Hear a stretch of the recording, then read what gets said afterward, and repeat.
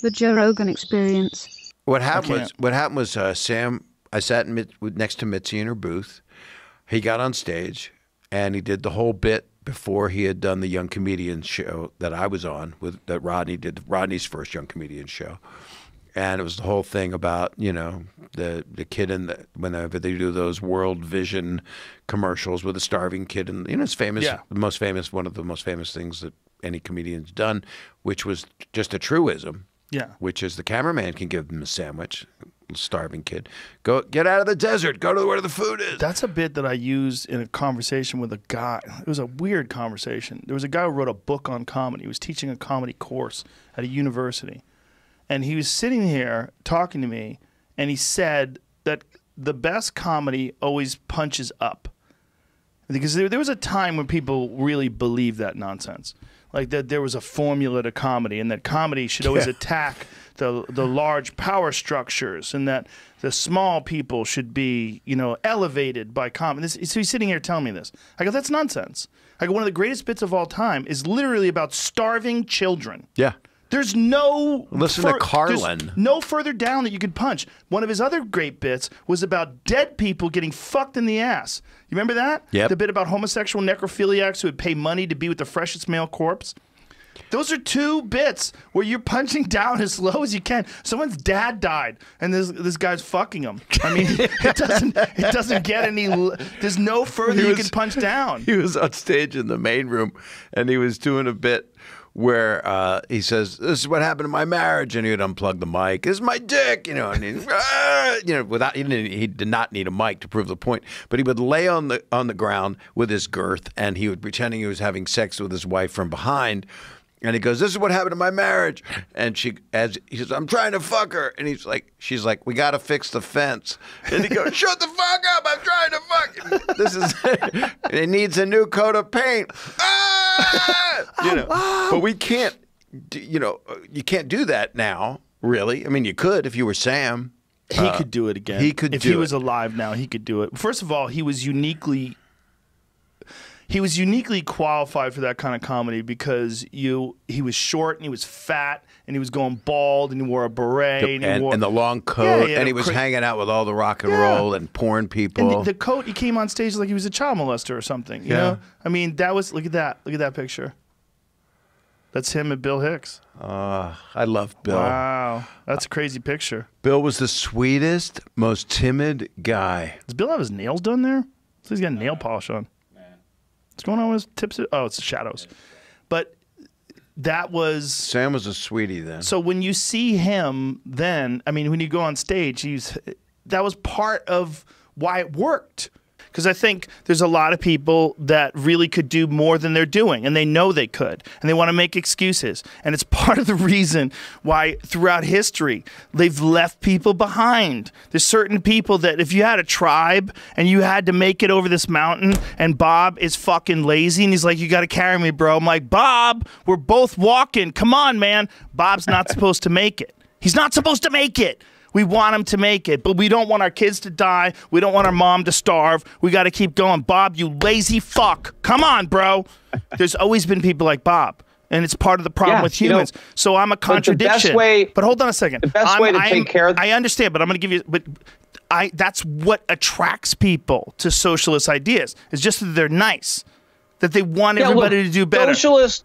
Socialist ideas are very appealing. Yes. I mean, I get that. And that's why they're very popular with young people who don't know any better. They don't have enough life experience to understand. Peter Schiff, this is the bridge, because a guy like you who really understands economics can talk to a guy like me and we can explain it to everybody. Because otherwise we just have, and I'm definitely not arguing with you, but your argument versus people who disagree with you's argument. You have this, but there's an opportunity to make this bridge and for us to understand each other. That's what I'm hoping. I think that's so. why I'm here. Listen, to make that bridge, and because I want to help people evolve from being socialist to being capitalist, because capitalists aren't mean. Yes, they just understand the unintended consequences of these well-intentioned programs that the left is in favor of, but they don't understand that they actually backfire and make all the problems that they're trying to solve worse. It isn't part of the problem with labels. To your fire department. Isn't the part of the problem when you have a local fire department, right? that fire department is there to put out any fire at any house, right? So everybody in the community benefits from having a fire department. It's not there just for one person. It's for everybody in the community. We're talking about where the government takes money specifically from one person and gives it to somebody else for their specific benefit because they think they need it for whatever problem, whatever reason they need the money. Agreed. And this would be like Bob wanting money from you. Our lazy friend Bob we were talking about. I am all in favor of private charity. I'm all in favor of people voluntarily helping out their fellow man. And Americans will do that. I mean, we did do that. We did that a lot more in the past when the government didn't take so much of our income in taxes. We had a lot more money. Like I mentioned Grover Cleveland, when he said that quote about the government not supporting the people, there was a bill to appropriate $10,000 for some farmers in Texas who had been hit by a drought. And Grover Cleveland vetoed the bill because he said, look, there's nothing in the Constitution that allows the government to give money to people just because they need it.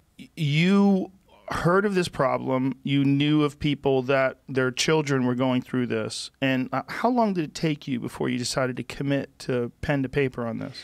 So I spent maybe a month or so just hearing the reports of the parents and reading the original study. There's an original study that the book is, jumps off from, which is the Lisa Littman paper at Brown University. She's a public health researcher who looked into this. And she found that there was all of a sudden this huge epidemic in America of teenage girls deciding they were trans with their friends after social media emerging and pushing for hormones and surgeries. Have you had a conversation about this with someone who's a trans activist that says, well, maybe what's really going on, I mean, I'm just taking the argument of it.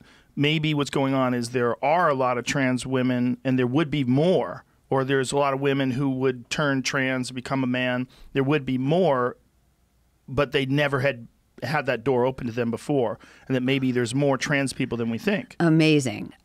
So it's a great point, and I thought about it because I tried to look. I'm a journalist. I like to look at ideas in both sides. I did not have a dog in this race. So let me tell you 3 reasons I don't think that's compelling.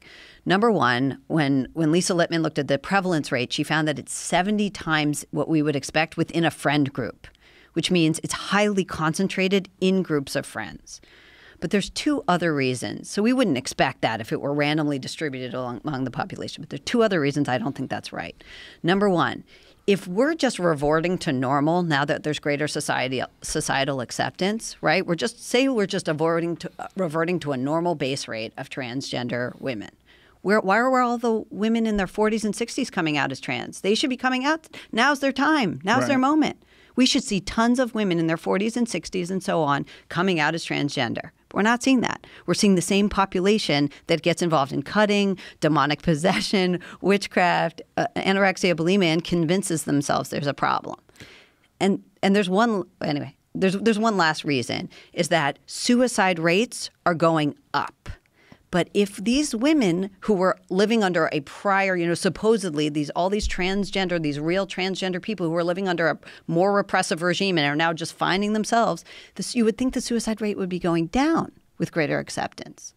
So when you're saying suicide rates are going up, you mean suicide rates with teens who turn trans? Both. The rate of suicide among this population, first of all, among girls in general, is extraordinarily high.